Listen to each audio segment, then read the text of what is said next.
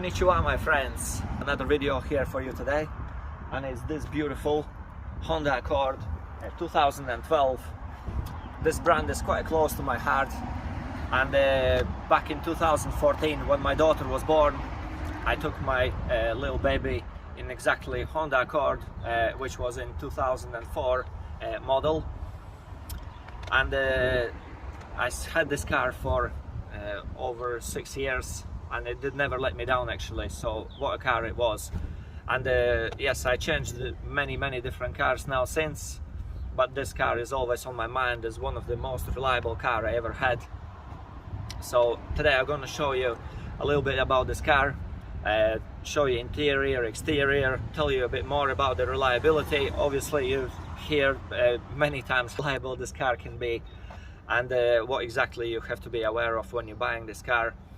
So it's always kind of nice to have some peace of mind when you're going for a long travel and up and down a country road, and it's also a very economical car like this. So these engines are built so they last a long time, and owners are more often, specifically on a Honda Accord, are 30 and over.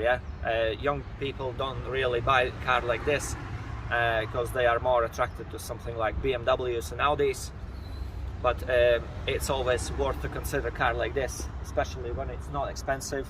So a car like this with just over 100,000 miles on the clock costs just over £3,000, which is a very good value.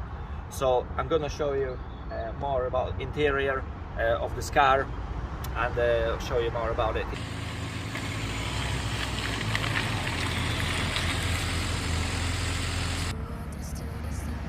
So let's have a good look around this 2012 Honda Accord. Absolutely stunning looking car. Amazing. In this dark grey color with these hot looking wheels. Looking very nice.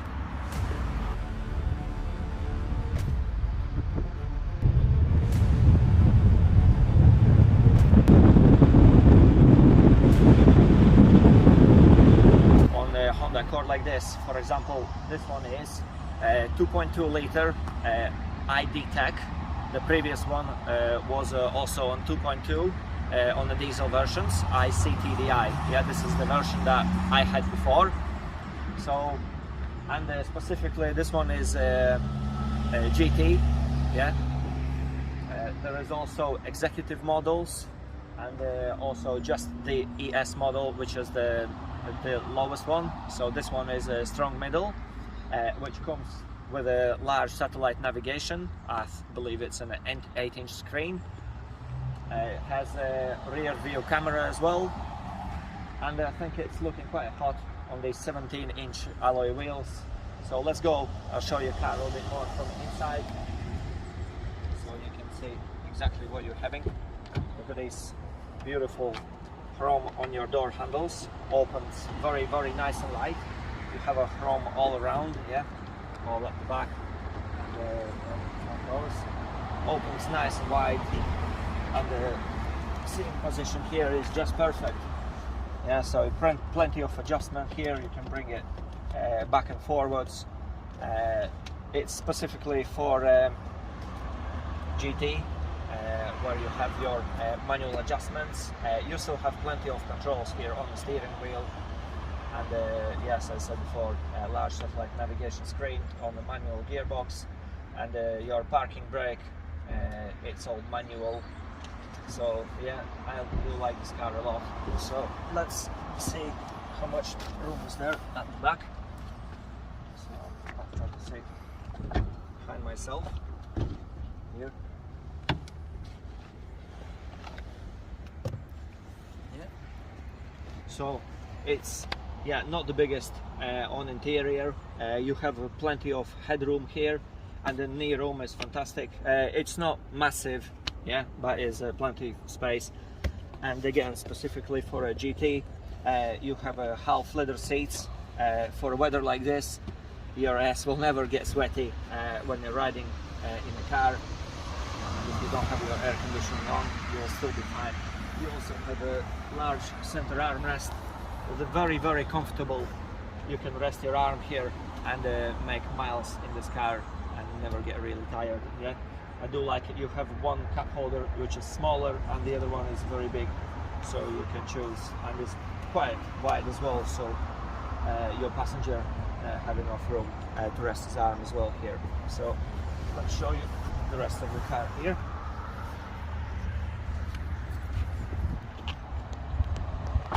Yeah, doors closes really nicely, and they are quite light because the Germans do tend to have a quite heavy doors. It's a different story on the Japanese cars. Doors are quite often very light. Yeah, so let's have a look at the boot. So you have around 500 liters of boot space, and you can also have your space saver wheel, and if you want a full size wheel, it will actually come up, and it's actually designed for a space saver spare wheel, so the full size wheel does fit, but then again your floor will be raised up a little bit. Yeah, so things like that. And if you want to fold your seats, you just pull these little handles here, so it looks, and then you can make your seats fold. I'll bring this forward seat forward a bit. And this is how much you can make room if you want to carry longer items at the back of this car. Yeah, the seats don't fold completely flat, but I believe it's never really a problem for people who travel in these cars. Absolutely plenty of room. So let's check the engine and let's have a look. So basically, since 2012, this car now been going through. So the first service we got here was in 2015. As you know, Honda comes with a warranty. Yeah, it looks like this one was with a 3 years warranty, and the first service was in 2015. Next one was in 2016.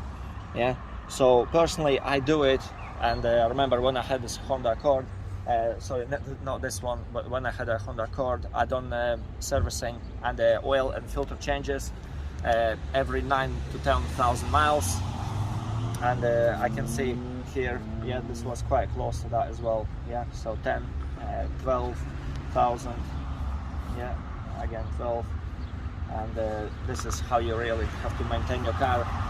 And I remember from the car before, it was an ICTDI, and every time you start the car, it was on the ICTDI, it was having a little bit of clutter, where this one, when you start it, it's much more silent. Yeah, some people have reported of some oil top up every so often, but then there is nothing really that you should be that certain. Yes, you have to change your fuel filter, I guess around every 30,000 miles to have an extra peace of mind. Quite a shame with a lot of Germans, you're having your gas strut, or this one you're having with a stick, but for a lot of people it's not a big deal, and you have a quite heavy bonnet as well, so you can do your workouts. Yeah, oh, nice and easy. So let's go and check the interior of this car and see what you can expect. So let's start it.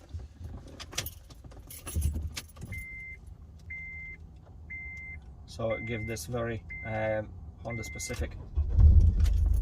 Yeah. So we have a quite sporty wheel here with a lot of functionality. You can control your menu from this side, select and reset back and forwards from your menu, and then again you have more options here for your voice call. Yeah, you can make a call and drop it just from your steering wheel. It's quite comfortable. And then again, if you want to for example make some voice function, you just press it air conditioning on. Air conditioner on. And that's it, simple as that. A lot of cars in these days, when you try to talk to it and then she starts to talk some rubbish at the background, it quickly makes you angry. But as I previously owned as well, I didn't say it before, also a Honda CR-V, and also had a functionality like this. It was very, very cool. So you can also control something like temperature. As you can see, we have on the temperature now 16, and if you want to change it, let's say to temperature 23 degrees. Temperature 23 degrees. And as you can see, it does understand straight away. Yeah, obviously, while I was in UK for now over 10 years, and I have learned to speak a bit better, and it does understand me. However, this does pick up the accents as well, and as you can see, it quickly changes, and then you can control more stuff like your radio stations. You can dial the number and enter destination, and it's very, very handy to use it, yeah, wherever you go, and control temperature or your navigation just from here as well. So I'll show you a bit more on this car. As you can see, we have two large circles on your speedometer. One on the right is your speedometer with a little digital screen inside. It shows you average mileage and trip meter and more options what you have here in the middle, what you can see. For example, like now we done some city driving and a little bit driving on the straight road for some time, and it did just over 40 miles per gallon, which is amazing. Will work out I think around 6.5 liters per 100 kilometers, which I think is a very amazing figure. Yeah, so then you can control your brightness from here, and on your left hand side you got here, also shows you when you drive, then it shows you which you're supposed to be in a higher gear or lower gear. So it kind of gives you a tip to change the gear up or to change the gear down, so to improve your efficiency even more. Yeah, so all your typical Japanese cars would have indicators on the left, yeah, up and down, all nice and easy. This car is very, very easy to use, and you have quite large mirrors, gives you great visibility all around. As you can see, here is a 8-inch screen. It's very, very nice and clear. It's maybe not as clear as something like BMW of same year, but it's good enough. You know, you have plenty of functionality here as well. Yeah, so to bring your satellite navigation in and out, just rotate this wheel here, yeah, and you bring it in and out just like that. So yeah, nice and easy. Yeah, so then you can see it just like that, look, and show you how beautiful is this green world there. Check this out. So it's not coming with a full Europe, so this one only comes with a Western Europe. So you have Ireland, United Kingdom, France, Germany, and this is as far as it comes. Yeah, also have Italy on that as well. So I believe if I just knock it down like that, then you can see exactly how much map, yeah, and which countries it covers in. Yeah, so nice and beautiful. So it gives you plenty of countries to travel to. Again, a lot of people struggle to do this for a full update, and then you have to go to dealership, and unfortunately they are quite greedy and charge you a lot of money for full latest maps, because this is absolutely something that you can really do, and unfortunately it costs a lot of money to keep your car up to date, and especially with the NOS, this is a place where they can charge a lot of money. Right, okay, so I'll show you a little bit more. Your volume control. Our superstore is open now. Controls just like that, nice and easy. what I must say is I quite hate on the new modern cars where you control everything digitally and it comes with a humongous screens, but something simple as volume control I think should never be touched.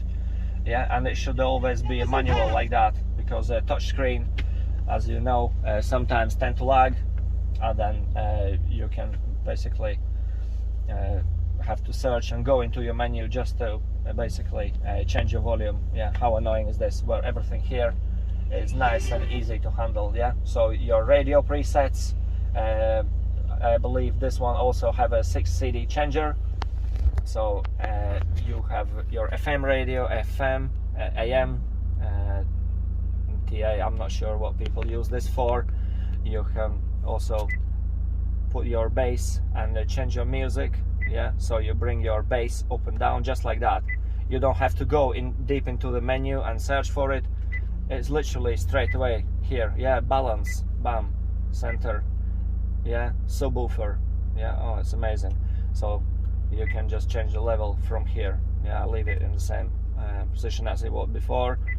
So all your music and how to adjust it, it's all nice and easy from here. So it comes with a premium audio system, which is actually a nice bonus. For example, like in my car, it does not have a premium sound system or any Harman Kardons or anything like this, and I do only realize how much I miss this. When you have a premium sound system, this also can make you enjoy the car more, and you can hear it nice and clear. Obviously it's not as good as, say, something like Bang & Olufsen or Meridian, yeah, but it's good enough. You know, it gives you plenty of bass and plenty of mid-range tone, so you can enjoy your sound a bit better. Yeah, so you have plenty of cubby spaces here, your 12-volt cigarette socket, lighter, and you also have an ashtray here. Yeah, or you can use it for money or a small storage like that here. It's nice and clear. You have your cup holders, all nice and easy, and in your center armrest. Yeah, it's quite a deep size. A lot of cars coming with a small size center armrest, so you have an auxiliary input, and you also have your USB, and again auxiliary, so power outlet for 12 watts, 120 watt max, which gives you more. Yeah, so plenty to like about this car here. I can show you here is you have your place where you can store your sunglasses. These are your sensors. So for example, if you close your car and somebody is in the car, this sensor can pick it up and then send the alarm off. Yeah, so you never leave your kids or dogs inside the car. So I'm not sure exactly how to disable these sensors. Say for example, if you want to leave your windows open and the car dog stays in the car, which I don't suggest you do, and your light controls are just from here, nice and easy. It's quite a shame this one doesn't have a rear view dimming mirror when you control it in just this manner here. Yeah, to bring it down and up. So, but for example, the Skoda Octavia I filmed, which was 2020 model, was exactly the same as one of the person commented, pointed out that these things should only come with the automatically dimmed mirrors, but unfortunately it doesn't come with every car. Yeah, so yes, I quite enjoyed this car. Is, you know, plenty to like about it. I do like this navigation, it's absolutely stunning. And when I had my Honda CR-V, it was also with a full spec, and there was plenty to like about it. However, the one big drawback for these cars, and I think this is the reason why they are not so over popular, like something Volkswagen Passat and Mazda, because these didn't come with bigger engines. And yeah, maybe more on Passat you have more and bigger engines, say for example like 3.2, and I think this is something that this car was missing to continue its success. So this one was discontinued in I think late 2013, which is quite a shame. And these new modern cars, the new Honda Accords are only, I think, now made for a Japanese and American market. For example, for American Honda Accord, I don't really like how they look. the very latest one looks okay, but then I think for this one here, for a European Honda Accord, this one is the best. Yeah, so is the best looking Accord that you can buy, and especially this one, just over £3,000, is a hell of a lot of car. Actually, if you're not looking to go really fast, which I think you can maybe do a stage 1 remap on it and it will go a little bit faster, but on this one particular, I think it's just over a 9 seconds 0 to 60. For some it might not be enough, but again, for people who are more sensible, this is absolutely not a driver. This will be absolutely no reason to look anywhere else. Yeah, so as I said, it's good enough. Yeah, again, you have plenty to like about it. Quite a large glove box. You have quite large pockets here on the side. I don't think you'll be able to fit 2-liter bottle inside here, but it's big enough, you know, so you can always put your more drinks here. Yeah, at the back. Very nice door handles. Yeah, come actually from the both sides. I remember having a Honda Accord in 2014, only come with the arm on the left hand side and didn't come with a closed handle where it comes extends, and then I had to use the pocket to close the door, if I can remember it right. Yeah, where this one is very comfortable. You can rest your arm here and on the center armrest, and you can feel very comfortable driving a very long distances. So plenty to like about this car. So you also have your mirror controls here, where you can put your left one and the right one, and the fold your mirrors. Yeah, just for touch of the bottom here like that. So very nice. So you can also put your leveler of your headlights just on the on the right hand side here. Yeah, bring it up and down like that. I normally keep it on 0. Disable your traction control. Oh, actually, yeah, to disable these sensors alarm, you have just button here. Yeah, so I'm going to bring it to the same position, and again, if you have more storage, is on here. Very good to keep your coins, yeah, or a parking ticket. Say for example you're traveling on the autobahn and you pick up the ticket. Say for example you're traveling in Poland or Germany, you pick up the ticket, and then 20 minutes later you have another stop where you have to pay. You put your ticket here so you don't lose it. Yeah, when you come to the your stop, and then you don't have to search around the car and then panic all around. Yeah, so yeah, so I do like this car a lot, I must admit, and it brings me the bright memories which I had about my Honda Accord. And I believe this gentleman here who kindly provided this car for today's review, I wanted to say a huge thank you to him. Just in the weather like this, there's plenty of things you can do, but wanted to say a specific huge thank you for providing this car here for today's review. So let's do a little bit more driving, and I'll show you how this car feels in the drive, and then you can choose for yourself, is it good enough for you? So let's take this car for a little drive.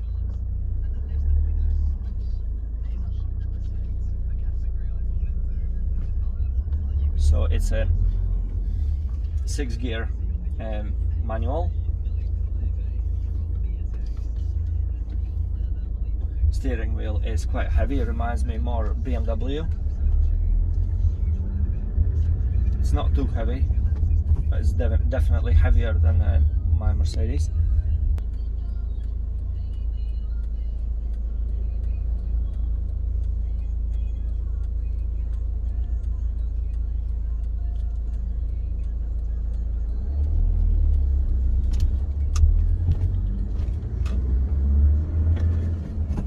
So the first gear is quite short, and then when you go on to the next one, this is where it starts to pick up on the speed.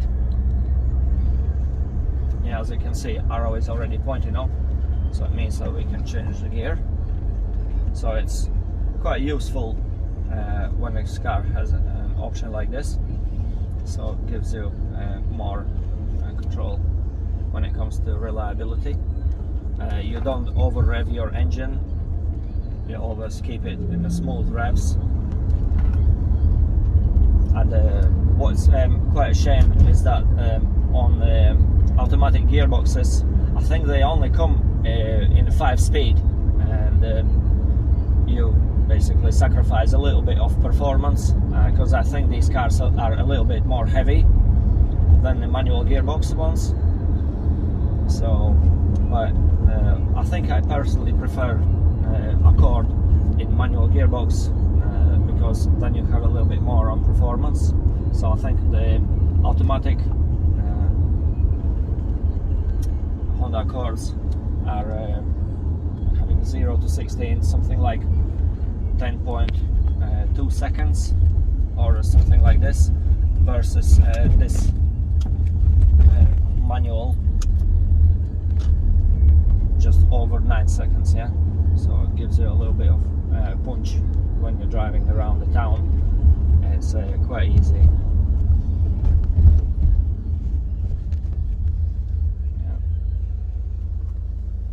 Yeah, very comfortable. Although this car is on quite low profile tires, I think it's more comfortable than my Mercedes ML, because on a AMG pack it's quite hard. Or this one.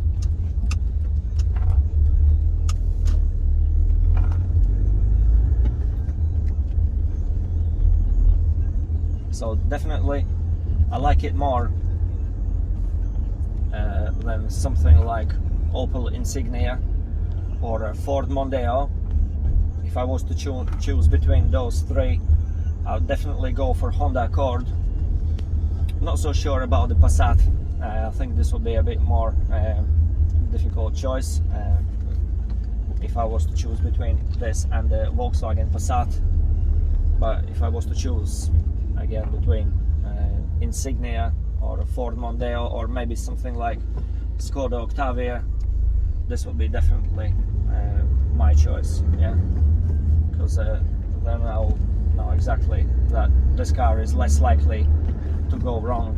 Yeah, when you take it for long journeys, as long as you basically service it regularly and then don't skip the service intervals. Yeah, don't push it for too long, because no engine is 100% bulletproof. Yeah, so don't push your luck. So let's turn around here again, because this car is not too long. I'll see if I can turn around in a very, very small roundabout here without scratching the tires. Yes, I managed. This one, I think it's 4 meters and 70 centimeters long, which is not too long, and it's not too difficult to park it. And it also has a rear view camera, as I'll demonstrate a little bit later to you. So today we are in a beautiful town called Selby, so hopefully you can have a good view and see it a little bit more as well. It's a beautiful town.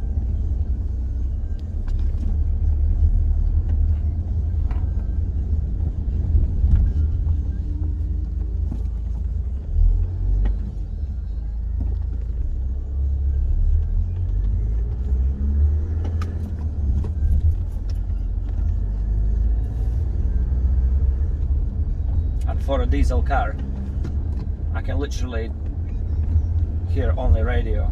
Yeah. Can almost hear no clatter or anything like that from the engine. The previous engine choice for Honda Accord was the ICTDI, as I said before, and then the engine, I think, was a little bit clattery, where they smoothed it out and made it just spot on this DTEC diesel engine. So very nice and enjoyable car to drive.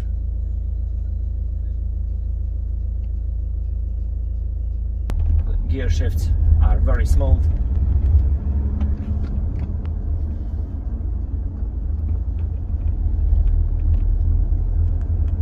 Clutch is spot on.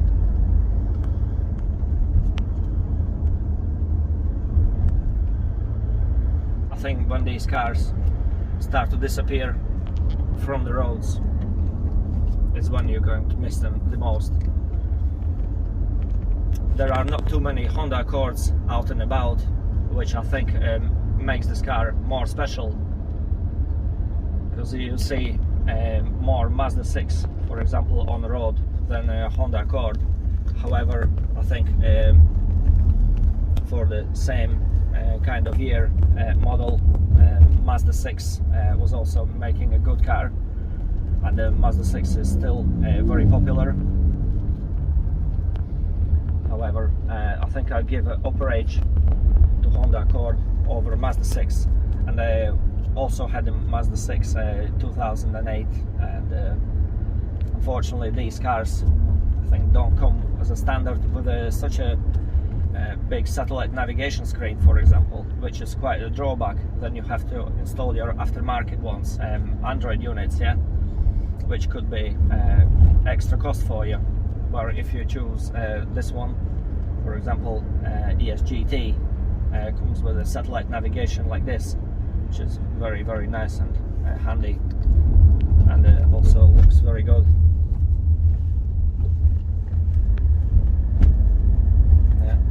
And the executive models are coming with full leather seats.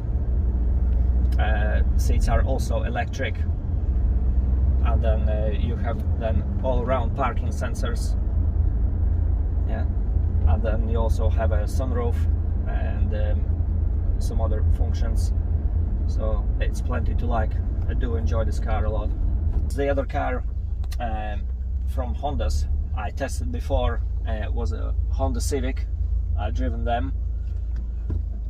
Honda's NSX are costing absolute fortune. These are sports cars that many people might not know about. They are absolute rockets. And one other Honda I ever driven was a Honda Legend, which is a very, very rare car, and I was looking to buy one of these cars. However, because they are so rare, I think it would be quite hard to find the parts in case something goes wrong. And the 3.5 liter engine is quite big, yeah, and it's quite thirsty. However, it's a beautiful car, that Honda Legend, and yeah, overall I think Honda is still a very, very strong competitor on the market, and there's absolutely plenty to like about it. So what I want to say, a huge thank you for watching today's video. Don't hesitate, put the comments, you like it or you don't like it, or what you want to advise me. We filmed a lot of other videos before, so if you want to go and check out my other videos, we done plenty of other cars, and also we done some equipment reviews, something like pressure washers, and you can go and check out yourself and see if you like anything else for yourself. So wanted to say a huge thanks for my subscribers and people who watch my videos, and thank you for watching. Have a nice day, and I'll see you next time. Thank you.